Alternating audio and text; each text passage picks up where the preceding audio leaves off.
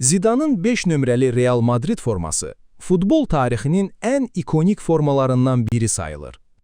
Bəs Fransız əfsanə niyə öz mövqeyi üçün biraz qəribə görünən 5 nömrəni seçmişdi? Zidan 2001-ci ilin yayında transfer rekordunu qıraraq Real'a gəldikdə 10 nömrəli forma artıq komandanın digər ulduzu Luis Figu'da idi. Juventus'ta geyindiyi 21 nömrə isə Santiago Solari'yə məxsus idi. Klub prezidenti Florentino Perez futbolçuların 25, 30, 35 kimi böyük nömrələr seçməsini sevmirdi. Digər tərəfdən, Real'ın əfsanə kapitanı Manolo Sanchez karyerasını yeni bitirmişdi və onun 5 nömrəli forması boş qalmışdı. Zidan'ın isə çox seçimi yox idi və bu nömrəni götürdü. Başlanğıcda biraz qəribə görünsə də, illər keçdikcə bu seçim əfsanəyə çevrildi.